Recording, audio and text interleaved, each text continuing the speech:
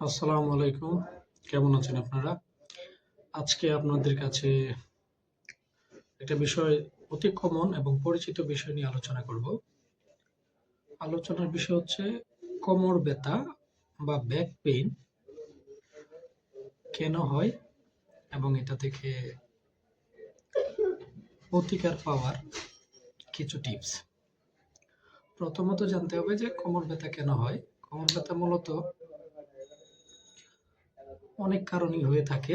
কিছু কারণ হচ্ছে আমরা না জেনে করি, যেগুলা নরমালি ইয়ং এজ, যারা অল্প বয়স, ধরেন 20-25 নতুন চাকরিতে জয়েন করেছে, তাদের জানা খুবই জরুরি। সেটা হচ্ছে, এক নম্বর হচ্ছে বসার ধরন। যেমন আপনারা সঠিকভাবে বসি না, এটা একটা কারণ। বসার এবং অতিরিক্ত সময় বসে থাকা, অথবা অতিরিক্ত সময়, যেমন এক জায়গায় আমরা বসেছি, এই জায়গাটা লং টাইম বসে আছি।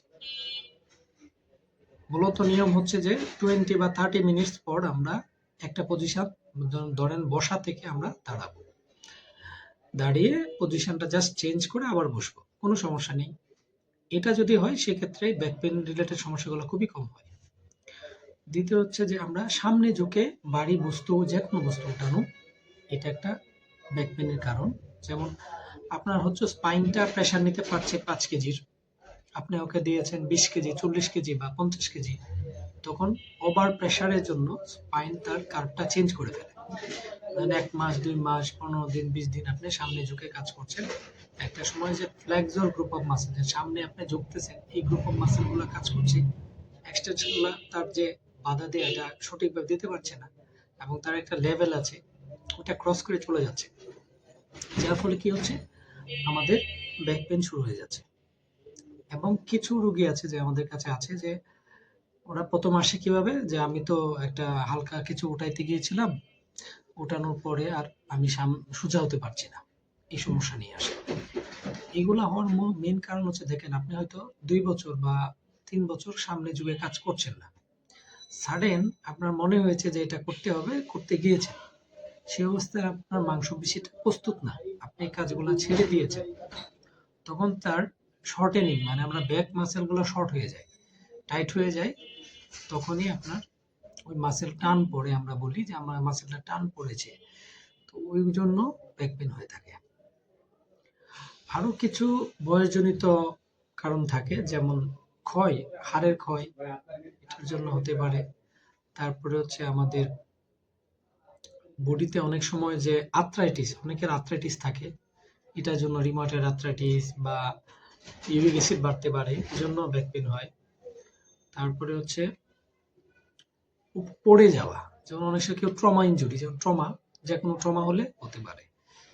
এইসব কারণে নর্মালি আমরা ব্যাক পেইন হয়ে থাকে।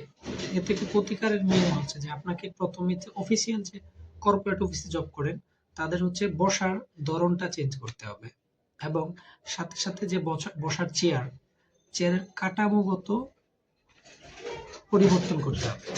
এই সমস্যাটা হচ্ছে কি, যে আমাদের চেয়ারগুলো যে তৈরি করা, যে ম্যাক্সিমাম চেয়ার, ধরেন চাকাওয়ালা চেয়ার, পেছনের ব্যাকে যে সাপোর্টটা আপনার দরকার সেটা নাই, যার ফলে আপনার ব্যাক সাপোর্ট নাই, ওই জায়গাটায় আপনার স্পাইনটা তার সঠিক অবস্থানে থাকছে না, আপনি আস্তে আস্তে আস্তে আস্তে সামনে ঝুঁকে কাজ করছেন, আর সামনে ঝুঁকে কাজ করা মানে স্পাইনে ওভার প্রেসার পড়ে যায়, যেটা আপনার কোমর ব্যথা এবং দীর্ঘস্থায়ী কোমর ব্যথার জন্য দায়ী।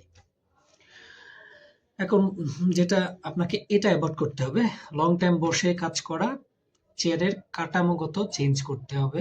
দ্বিতীয়ত আরেকটা বিষয় হচ্ছে যে আমরা ভিটামিন ডি, এটা কারেকশন করতেই হবে। যারা ম্যাক্সিমাম কর্পোরেট চাকরি করে, সকাল 9টা টু 5টা চাকরি করছেন, সেই অবস্থায় আপনাকে রোদের যে আলোটা আপনার দরকার ছিল, সেটা আপনি পাচ্ছেন না।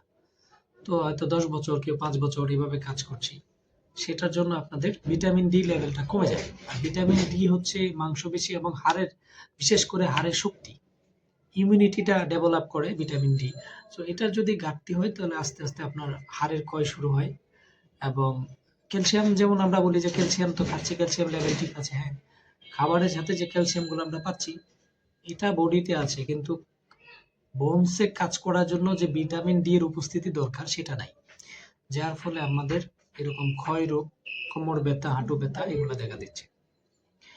ইভেন আমি অনেক রোগী পেয়েছি রিসেন্ট হচ্ছে কর্পোরেট যারা বিশেষ করে কম্পিউটারে কাজ করে, লং টাইম কম্পিউটারে বসে আছে, তাদের প্রচুর নেক পেইন হয়।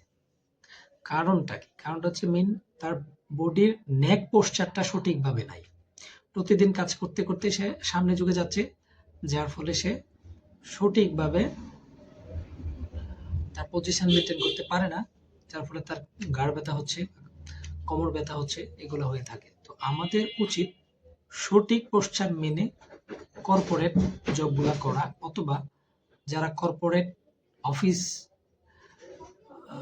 কর্তৃপক্ষ তাদের উচিত তাদের কর্পোরেটের যারা চাকরি করে তাদের জন্য সঠিক কাঠামোর চেয়ার, টেবিল এগুলো মেনটেন করা। তাহলে সুস্থভাবে চাকরি করা এবং একটা কোম্পানির জন্য খুব ভালো। যখন কোম্পানি কখনো খুব প্রেসারে কাজ করতে হয় এবং সঠিকভাবে এমপ্লয়িরা কাজ করতে না পারে, কোম্পানি তার লস হয়। তবে আশা করব যে কর্পোরেটে যারা ডিল করেন, যাদের অফিস অ্যারেঞ্জমেন্ট আছে, তারা এদিকটা বিবেচনায় নেবেন। আশা করি আমার এই ২-৪টা কথায় যদি ভুল হয়ে থাকে ক্ষমা সুন্দর দৃষ্টিতে দেখবেন এবং মেনে চলার চেষ্টা করবেন। ধন্যবাদ।